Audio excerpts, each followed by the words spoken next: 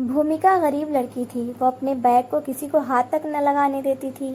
अमीर लड़कियां हर वक्त उसका मजाक उड़ाती रहती। एक दिन जब क्लास की लड़की डॉली का 1,000 का नोट चोरी हुआ तो मैम ने सभी बच्चों के बैग चेक किए, मगर भूमिका बैग को सीने से लगाकर बोली कि मैं बैग नहीं दिखाऊंगी। मैम ने उसे बहुत मारा। उसे प्रिंसिपल के पास लाया गया। जब प्रिंसिपल ने भूमिका का बैग खोलकर देखा तो भूमिका फूट फूट कर रोने लगी। प्रिंसिपल ने भूमिका को सीने से लगा लिया क्योंकि भूमिका के बैग में कौन सा खजाना छुपा रखा है तुमने इस बैग में जो किसी को हाथ तक लगाने नहीं देती? अरे दिखाओ इधर अपना बैग, हम भी तो देखें कौन से खजाने छुपे हैं। डॉली, जो कि इस क्लास की टॉप लड़कियों में से एक थी, जितनी वो इंटेलिजेंट और होशियार लड़की थी उतनी ही शरारती और घमंडी भी थी। घमंड ये था कि वो लगातार क्लास में टॉप करती हुई आ रही थी और वो एक अमीर बाप की बेटी भी थी। इस स्कूल में दिए जाने वाले फंड्स जिससे गरीब बच्चों को शिक्षा दी जाती थी वो डॉली का बाप ही दिया करता था। इस बात के भी ताने वो अक्सर अपनी क्लास की कई लड़कियों को दिया करती थी जो कि महाना स्कॉलरशिप पर इस अच्छे स्कूल में पढ़ रही थी। यह स्कूल शहर का सबसे मशहूर और अच्छा स्कूल माना जाता था क्योंकि यहाँ पर जो बच्चे शिक्षा हासिल करते थे वो आगे जाकर कुछ न कुछ तो जरूर बन चुके थे। भूमिका ने अपने बैग को अपने सीने से लगा रखा था। डॉली और उसकी सहेलियां उसके पीछे ही खड़ी थी। न जाने उन्हें भूमिका से क्या बैर था। जब भी फ्री टाइम होता तो इस मासूम लड़की को तंग करने के लिए पहुंच जाया करती थी। अभी भी जानबूझकर उससे बैग खींच रही थी कि आखिर इसमें ऐसी क्या चीज है जो तुम हमें दिखाती नहीं हो, छुपा कर रखती हो। भूमिका ने जब उन सबको खुद पर हावी होते हुए देखा तो बैग को पूरी ताकत से अपने सीने से लगा लिया। वो रो रही थी। डॉली की सहेलियां उसके दुपट्टे को खींचकर उतार चुकी थी। उसके बाल बिखर चुके थे और उसके बाल खींच रहे थे तो कोई उसकी चोटी को खींच मरोड़ रहा था। तभी इस बाहर से एक लड़की भागते हुए आई और बोली कि सुष्मिता मैम क्लास में आ रही हैं। डॉली की तो हवाइयां उड़ गई थी। फौरन अपनी सीट पर जाकर बैठने लगी। जानती थी कि सुष्मिता मैम कितनी स्ट्रिक्ट हैं। उन्हें इस बात से फर्क नहीं पड़ता था कि मेरे सामने बैठा हुआ स्टूडेंट किसी अमीर बाप की औलाद है या फिर किसी मजदूर का बेटा। भूमिका ने भगवान का धन्यवाद किया था।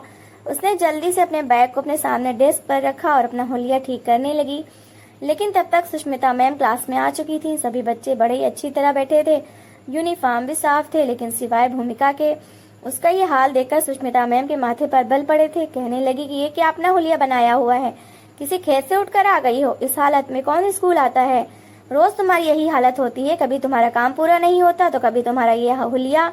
ऐसा लगता है कि सुबह उठकर मुंह भी नहीं धोती और इस उजड़ी हुई हालत में यहाँ पर आकर सांस लेती हो। उनकी बात पर क्लास में कहा गूंजा था। सबसे ऊंची आवाज तो डॉली की थी। डॉली कहने लगी, क्या पता मिस, इसके माँ बाप इसी खेतों में काम भी करवाते हो।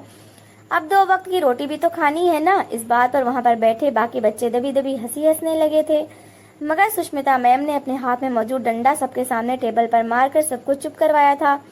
कहने लगी कि जब मैं बात कर रही हूँ तो तुम्हें किसने परमिशन दी है बीच में अपनी टांग अड़ाने की? अब अगर तुमने बीच में बोलने की कोशिश की तो क्लास से बाहर निकाल दूंगी। भूमिका तब तक अपना हुलिया सही कर चुकी थी। सॉरी मैम कहकर वो खामोशी से बैठ गई।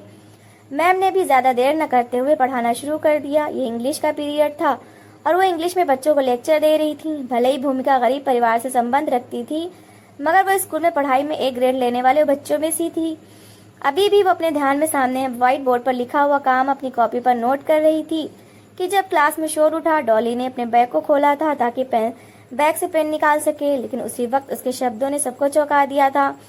क्लास में डॉली की आवाज गूंजी कि मैम मेरे बैग से तो पैसे चोरी हो गए हैं। मेरे पैसे कहाँ गए? किसने निकाले हैं मेरे बैग से पैसे? सुष्मिता मैम का व्हाइट बोर्ड पर चलता हुआ हाथ रुका था। उन्होंने मार्कर बंद किया और वापस पलटकर डॉली को देखने लगी।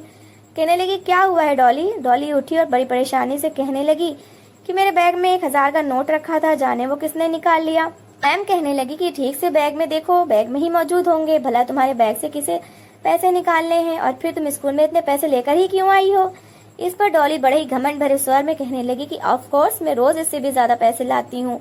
लंच टाइम मुझे कुछ न कुछ अपने और अपने फ्रेंड्स के लिए बाहर से मंगवाना ही होता है, लेकिन आज मैं क्या खाऊंगी? मेरे पास तो पैसे ही नहीं है, पता नहीं किसने निकाल लिए। सुष्मिता मैम ने एक एक बच्चे के चेहरे की तरफ देखा और फिर खुद आकर डॉली का बैग चेक किया। सचमुच उसके बैग में पैसे नहीं थे। मैम ने एक बच्चे से कहा कि क्लासरूम का दरवाजा बंद कर दो, कोई भी इस क्लास से रूम से बाहर नहीं जाएगा। पहली सीट पर बैठी 4 लड़कियों के बैग उन्होंने खुद चेक किए थे, एक एक चीज चेक की, मगर उनके पास पैसे नहीं थे। मैम ने उन 4 लड़कियों से कहा कि वो एक एक लाइन में जाएं और जाकर सबके बैग्स को चेक करें। आखिर पैसे किसने चोरी किए हैं? सभी लड़कियां अपने बैग चेक करवा रही थीं।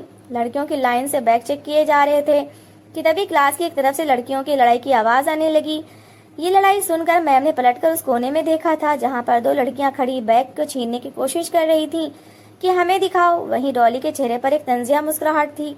दरअसल डॉली के पैसे तो गुम ही हुए ही न थे। उसने तो जानबूझकर ये सारा प्रोपेगंडा खेला था ताकि इस बहाने भूमिका का बैग चेक होगा और सच्चाई सामने आ जाएगी कि आखिर उसके बैग में ऐसा क्या है जो वो अपने बैग को हाथ तक नहीं लगाने देती। सुष्मिता मैम ने शोर सुना तो चलते हुए वहां पर उनके पास आ गई और कहने लगी कि क्या मसला है, शोर क्यों हो रहा है? दोनों लड़कियां कहने लगी कि मैम देखे ना, आपने खुद ही कहा है कि हर कोई अपना बैग चेक करवाए, मगर ये भूमिका हमें अपना बैग चेक ही नहीं करवा रही। सुष्मिता मैम ने जब भूमिका को देखा तो सख्ती से कहा कि पूरी क्लास ने अपना बैग चेक करवाया है, तुम्हें क्या मसला है? बैग निकालो और सबको दिखाओ। मगर भूमिका ने नहीं में सिर हिला दिया, कहने लगी नहीं, मैं अपना बैग नहीं चेक करवाऊंगी। सुष्मिता मैम ने जब ये सुना तो अगले ही पल सख्ती से कहने लगी कि अच्छा, इसका मतलब तुमने ही पैसे चोरी किए हैं, तभी चोरी पकड़ी ना जाए इसलिए तुम अपना बैग नहीं चेक करवा रही। जब ये बात भूमिका ने सुनी तो अगले ही पल नहीं में सिर हिलाने लगी। आंखों में आए आंसुओं को साफ करके कहने लगी कि नहीं मैम, मैंने कोई चोरी नहीं की। मैं बता रही हूँ ना, भला मुझे क्या जरूरत है डॉली के पैसे चोरी करने की? मैं तो इसके डेस्क के पास जाती भी नहीं, ना इसके बैग को हाथ लगाती हूँ। प्लीज मेरे बैग को छोड़ दें। डॉली भी वहीं पर आ चुकी थी। कहने लगी कि मुझे इस पर पहले ही शक था, जरूर इसी ने ही गंदा काम किया है। एक तो ये गरीब नीच लड़की हमारे टुकड़ों पर पलने वाली, इसकी तो इतनी औकात ही नहीं है जो इस स्कूल में पढ़ सके, और ऊपर से यहाँ पर हम अमीर लोगों के बैग से चोरियां भी करती फिरती है। डॉली के शब्द सुनकर भूमिका पहले से भी ज्यादा रोने लगी थी, मगर अपने बैग को अपने सीने से लगाकर कहने लगी कि मैंने चोरी नहीं की। क्या तुम्हें समझ नहीं आ रहा? मैं अपना बैग तुम लोगों को नहीं चेक करवाऊंगी। सुष्मिता मैम ने जब ये देखा तो बजाय डॉली को मना करने के वो भूमिका के मुंह पर एक झन्नाटेदार थप्पड़ लगा चुकी थी। कहने लगी कि एक तो चोरी करती हो, ऊपर से जबान भी चलाती हो, दिखाओ अपना बैग मुझे, वरना मैं तुम्हारा बहुत बुरा हाल करूंगी। सुष्मिता मैम बड़ी जाहिलाना अंदाज में बोल रही थी। किसी टीचर को इस तरह बच्चों के साथ बोलना शोभा नहीं देता। जैसा कि उस वक्त सुष्मिता मैम अपने स्टूडेंट से बात कर रही थी, मगर भूमिका कहने लगी कि कुछ भी हो जाए, मैं अपना बैग किसी भी हाल में आपको नहीं दिखा सकती। शोर की आवाज क्लासरूम से बाहर तक जा रही थी। वहां पर क्लास में 5-6 बच्चे ऐसे भी मौजूद थे जो कि गरीब घर से संबंध रखते थे और स्कॉलरशिप पर ही यहाँ पर पढ़ रहे थे। जब उन्होंने मामले को हाथ से निकलते देखा और भूमिका को मैम से मार खाते देखा तो उनसे रहा न गया। वो बड़े ही ध्यान से क्लास से बाहर निकल गईं और जाकर स्कूल के प्रिंसिपल को खबर कर दिया। जैसे स्कूल के प्रिंसिपल तक ये खबर पहुंची तो कुछ देर बाद वहां पर वाइस प्रिंसिपल रागनी मैडम आ चुकी थी। रागनी मैडम ने दरवाजा खोला तो सामने का दृश्य देखकर उनके माथे पर बल पड़ चुके थे। उनकी तेज आवाज ने सुष्मिता मैम के तो तोते हवा में उड़ा दिए थे। वो बड़े कठोर स्वर में कहने लगी कि यहाँ पर क्या हो रहा है? आज से पहले किसी ने भी रागनी मैडम को इतना गुस्से में नहीं देखा था, लेकिन सुष्मिता मैम इससे पहले कि अपनी सफाई में कुछ बोलती और भूमिका के बारे में वहाँ पर सब कुछ बताती, हाथ उठाकर मैडम ने सबको चुप करवा दिया। कहने लगी कि इस बच्ची को लेकर मेरे ऑफिस में आए, सबको साफ सूंघ गया था। सुष्मिता मैम ने भूमिका और डॉली को अपने साथ लिया और प्रिंसिपल के ऑफिस में चली गई। रागनी मैडम सामने ही बैठी थी। सबसे पहले तो डॉली को बुलाया गया और उससे पूछा गया तो डॉली ने वही रटी रटाई कहानी बताई कि मेरे बैग से पैसे भूमिका ने चुरा लिए हैं। रागनी मैडम बड़ी धीमी प्यार भरे लहजे में बात करने वाली औरत थी। कहने लगी कि तुम इतने यकीन से कैसे कह सकती हो कि तुम्हारे पैसे भूमिका ने चुराए हैं? इस बात पर डॉली कहने लगी क्योंकि इसने अपना बैग हमें नहीं चेक करवाया, यहाँ तक कि सुष्मिता मैम ने इसे थप्पड़ भी मारा है, फिर भी इसने अपना बैग दिखाने से मना कर दिया।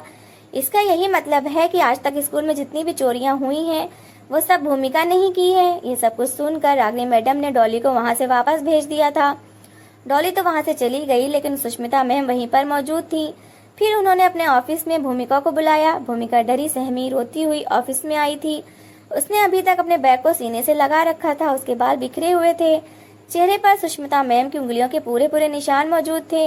एक तो उसकी सफेद रंग का, तो ऊपर से उंगलियों के निशान साफ दिखाई दे रहे थे। यूं लड़की के चेहरे पर निशान देखकर रागनी मैडम ने बड़े ही गुस्से से सुष्मिता मैम को देखा था। फिर सुष्मिता मैम को भी अपने सामने मौजूद कुर्सी पर बैठने के लिए कहा और भूमिका से भी कहा कि यहाँ पर मेरे पास बैठो। भूमिका डरते डरते सामने बैठ गई। फिर भूमिका से पूछने लगी कि बताओ क्या मामला है। इस पर भूमिका फूट फूट कर रोने लगी। फिर रोते हुए कहने लगी कि डॉली मेरे साथ बहुत बुरा व्यवहार करती है, मुझे गरीब होने के ताने देती है और अपनी सहेलियों के साथ मिलकर हम सभी गरीब लड़कियों को बहुत मजाक उड़ाती है। अभी भी वो सुबह से मेरा बैग छीनने की कोशिश कर रही थी। जब मैंने उसे दिखाने से मना किया तो उसने मुझ पर चोरी का इल्जाम लगा दिया। इतना सुनने के बाद रागिनी मैडम ने एक नज़र भूमिका को देखा और फिर कहने लगी कि इन सब बातों के लिए मैं डॉली से बात करूंगी, लेकिन तुम अपना बैग मिस सुष्मिता को चेक करवा देती। जब पूरी क्लास ने अपने बैग चेक करवा दिए हैं तो तुम अपना बैग इन सबको चेक क्यों नहीं करवा रही थी? अगर तुम अपना बैग चेक करवा देती तो तुम शक के निशाने पर ना आती। जब तुम अपना बैग ही नहीं चेक करवा रही थी तो सबको यही लगेगा कि तुमने ही चोरी की है बेटा। जब इस तरह की बातें भूमिका ने सुनी तो वो सर झुका चुकी थी। बड़े ही प्यार से रागिनी मैडम उठकर उसके पास आई और कहने लगी कि मुझे अपना बैग दिखाओ। भूमिका ने पहले तो नहीं में सिर हिलाया, लेकिन फिर कहने लगी कि आप किसी को बताएंगी तो नहीं? रागिनी मैडम ने बड़े ही प्यार से भूमिका के सर पर हाथ रखा, कहने लगी कि नहीं, तुम मुझे दिखाओ मैं इस बैग में क्या है। रागिनी मैडम के कहने पर भूमिका ने डरते डरते एक नज़र मिस सुष्मिता पर डाली और फिर वो बैग रागिनी मैडम के हवाले कर दिया।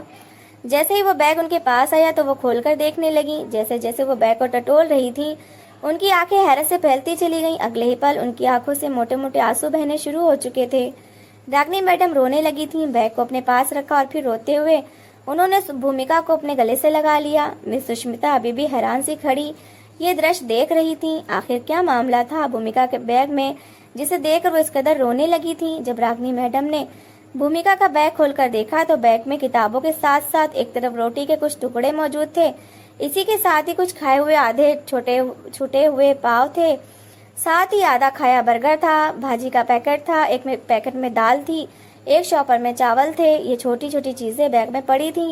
ये सब देखकर कहीं न कहीं कुछ न कुछ रागिनी मैडम समझ चुकी थी कि आखिर मामला क्या है। ये सब कुछ देखकर उनसे रहा न गया तो भूमिका को अपने सीने से लगा लिया। रोते हुए अपने पास बिठाते हुए कहने लगी कि ये सब कुछ क्या है, मुझे पूरी बात बताओ।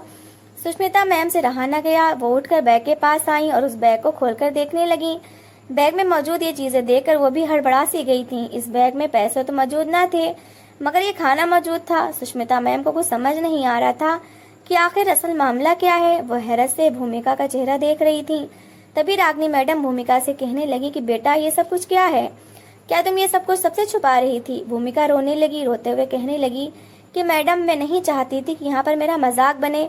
मेरे क्लास के बच्चे वैसे ही मुझे बहुत तंग करते हैं, मेरे बारे में तरह तरह की बातें करते हैं। अगर मेरा बैग उनके सामने खुल जाता और वो मेरे बैग में इस तरह की चीजें देख लेते तो मेरा तो यहाँ पर जीना मुश्किल हो जाता। भूमिका कहने लगी कि मेरे पापा की मृत्यु हो चुकी है। वो एक प्राइवेट नौकरी करते थे। उनकी एक एक्सीडेंट में डेथ हो गई। जो थोड़ी बहुत जमा पूंजी थी उससे घर का खर्चा चलता रहा, मगर कब तक उससे गुजारा हो सकता था। मेरी माँ दिल की रोगी हैं। जब तक दवाइयाँ ना खाएं तो उनकी तबीयत ही नहीं ठीक होती।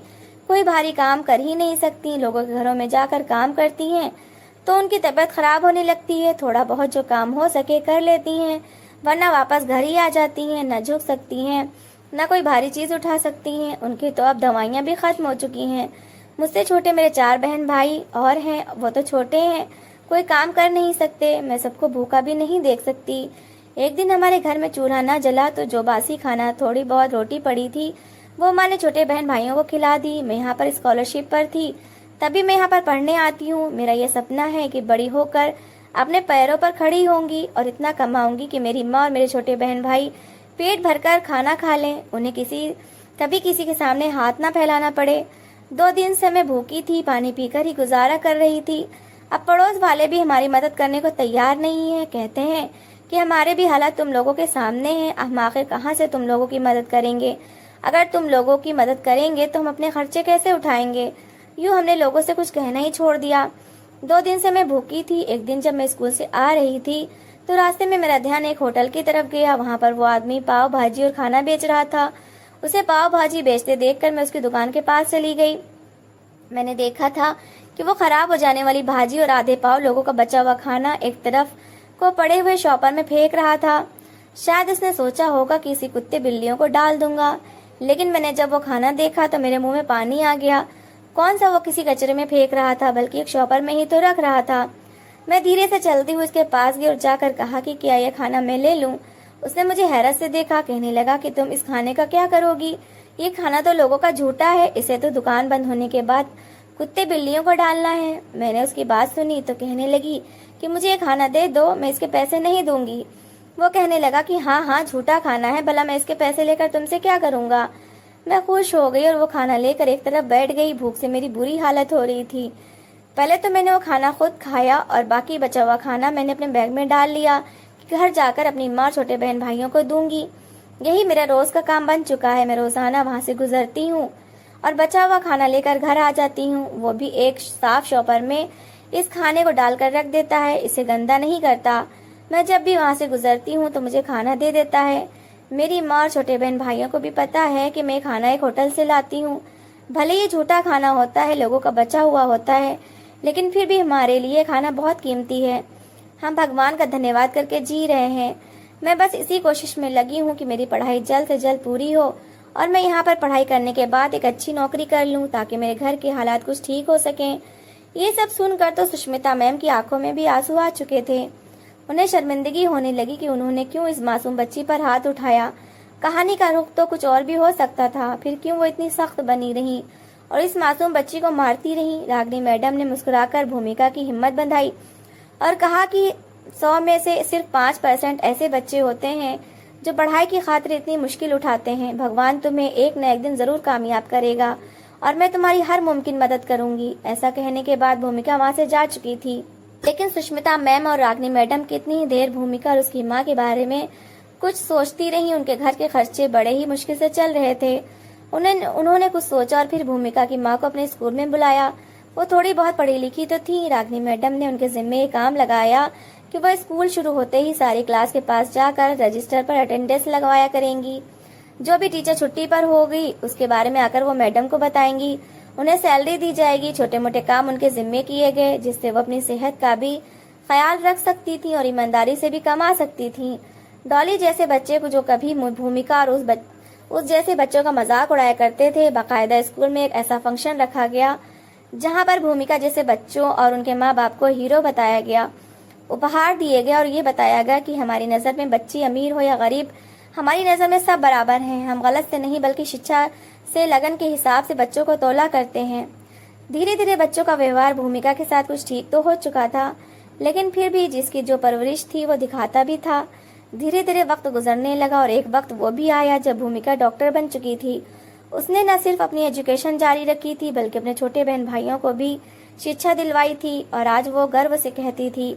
बाकायदा इस फंक्शन में उसने उस होटल वाले को भी बुलाया था जिसने भूखे रहने पर भूमिका की बहुत मदद की थी। मुफ्त में उसे खाना दिया था। अगर वो ना होता तो शायद आज भूमिका भी यहाँ ना होती। इस सफर में जिसने उसका साथ दिया था उसने सबको बुलाकर उनका धन्यवाद किया, क्योंकि वो इन सब के बगैर यहाँ तक नहीं पहुँच सकती थी। वो वाकई उन लड़कियों में के लिए मिसाल बन चुकी थी जो कहती थी कि हम ये नहीं कर सकते। तो दोस्तों, इस कहानी को लेकर आपकी क्या राय है कमेंट बॉक्स में ज़रूर बताएं और अगर कहानी अच्छी लगी हो तो प्लीज़ लाइक करें। अगर आपने हमारे चैनल को अभी तक सब्सक्राइब नहीं किया तो ज़रूर कर लीजिए। तो मिलते हैं ऐसी एक मोटिवेशनल कहानी।